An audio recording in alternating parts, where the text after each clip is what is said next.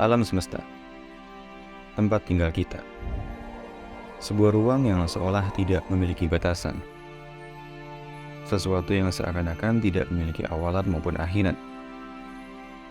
Satu yang menjadi pertanyaan dari umat manusia sejak lama. Bagaimanakah alam semesta ini berawal?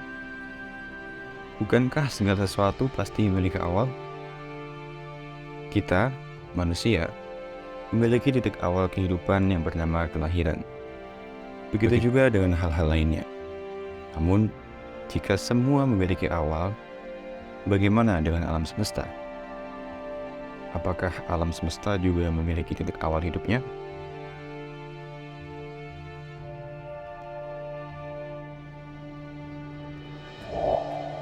Pertama-tama, mari kita berkenalan dengan alam semesta. Pada dasarnya, alam semesta adalah segalanya. Ya, semua yang kita lihat, kita rasakan, kita dengar, bumi, planet-planet, matahari, galaksi-galaksi, bahkan diri kita sendiri, hingga seekor semut yang bersembunyi di lubang terdalam, termasuk dalam alam semesta. Semuanya. Kemudian muncul satu pertanyaan. Jika alam semesta adalah segalanya, lantas seberapa besar alam semesta itu? Ini menjadi pertanyaan yang sangat menarik, dan beruntung bagi kita, baru-baru ini para ilmuwan telah mendapatkan jawabannya, walaupun itu adalah jawaban yang sementara saja.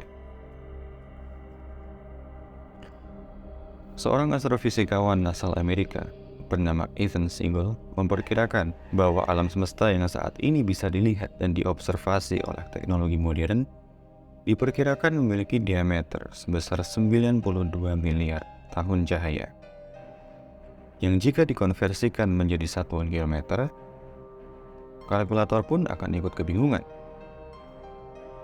Tapi gampangnya, jika dianalogikan, kita bepergian dari ujung alam semesta ke ujung lainnya dengan menggunakan mobil berkecepatan 100 km per jam, maka untuk menyelesaikan perjalanan itu dibutuhkan waktu sekitar 1 kuadriliun tahun atau 1000 triliun tahun lamanya. Ya, begitulah gambaran dari betapa besarnya alam semesta. Lalu kembali lagi ke pertanyaan awal. Bagaimana awalan dari sesuatu yang sebesar ini?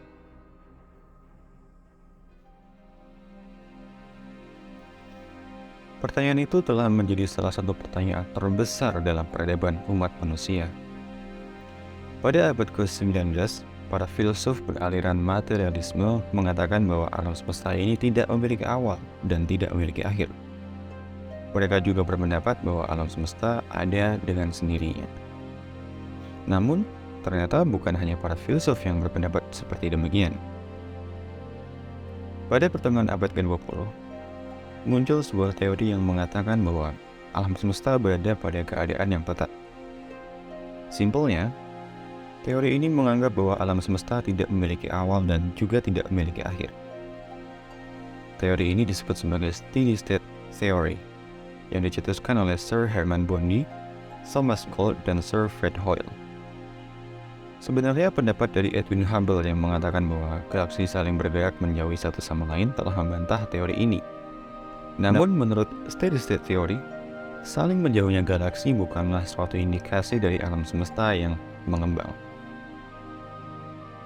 Teori ini berpendapat bahwa planet, bintang, galaksi, dan materi-materi lain yang ada di alam semesta juga terus tercipta. Artinya, alam semesta tidak hanya mengembang, namun juga mengalami penambahan materi sehingga selalu bertahan di kepadatan yang tetap, tanpa awalan dan juga tanpa akhiran. Segala yang kita tahu, semuanya pasti memiliki awal. Lantas, apakah logis jika sesuatu sebesar alam semesta tidak memiliki awal? Awal merupakan salah satu proses paling penting dari segala sesuatu. Tanpa awalan, segala sesuatu tidak akan pernah ada. Kita ada karena kita memiliki awal. Begitu juga dengan alam semesta. Dia ada karena juga memiliki awal. Itulah sebuah logika sederhana yang melahirkan teori tentang adanya awal dari alam semesta. The Big Bang Theory atau teori ledakan besar merupakan sebuah teori paling kuat saat ini yang dapat menjelaskan bagaimana proses kelahiran dari alam semesta. Teori ini mengatakan bahwa alam semesta bermula dari satu titik yang luar biasa panas dan juga luar biasa padat, yang secara tiba-tiba mengembang atau meledak dengan kecepatan yang tidak pernah dapat kita bayangkan sebelumnya. Lalu kecepatan dari proses pengembangan itu mulai menurun, yang kemudian dalam waktu 13,7 miliar tahun menjadi sesuatu yang kita sebut sebagai alam semesta. Meskipun The Big Bang Theory disebut sebagai teori paling kuat yang dapat menjelaskan proses kelahiran alam semesta, teori ini nyatanya hanyalah sebuah rumus dan model matematika saja. Hal tersebut disebabkan karena sampai saat ini, belum ada teknologi yang dapat memungkinkan para peneliti untuk mengintip proses kelahiran dari alam semesta. Walaupun teori ini hanya sebatas rumus maupun model matematika saja, dan sampai saat ini para ilmuwan belum dapat melihat prosesnya, bukan berarti bahwa teori ini tidak dapat dipertanggungjawabkan kebenarannya. George Lemaitre, seorang biarawan Katolik Roma Belgia, disebut sebagai pencetus dari teori Big Bang. Awalnya, teori ini hanya berupa hipotesis yang dia sebut sebagai hipotesis atom purba. Pada tahun 1931, Lemaitre mengatakan bahwa semakin kita kembali ke masa lalu, maka ukuran dari alam semesta ini akan semakin mengecil, yang mana pada akhirnya di suatu waktu, alam semesta hanyalah berupa suatu titik, sebuah atom purba. Hipotesis yang dikeluarkan oleh Lemaitre ini bukan tanpa dasar. Hipotesis itu ia kemukakan karena adanya teori-teori sebelumnya yang menjelaskan bahwa alam semesta ternyata terus mengalami pemuaian atau pengembangan. Pada tahun 1912, Festus Sliver, yang kemudian disempurnakan lagi oleh Edwin Hubble pada tahun 1929, melihat bahwa galaksi-galaksi spiral yang saat itu terlihat seolah bergerak menjauhi bumi.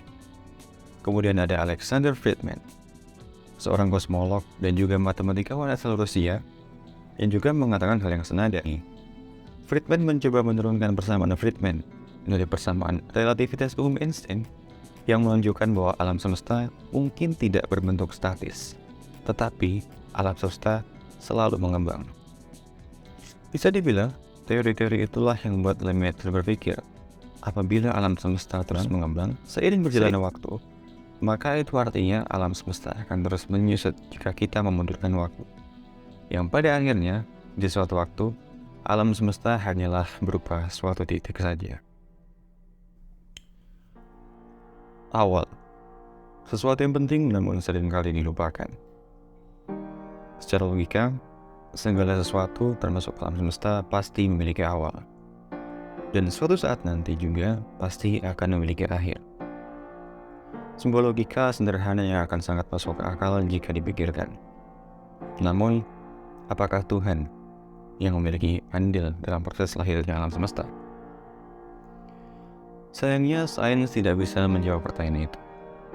Tapi, kita sebagai orang yang beriman tentunya memiliki kewajiban untuk percaya bahwa Tuhanlah yang menciptakan alam semesta. Karena logikanya, jika sesuatu memiliki awal, maka pastinya akan ada sesuatu lagi yang lebih awal dari itu. Tetaplah penasaran dan tetaplah bertanya-tanya. Dan sampai jumpa di video-video selanjutnya.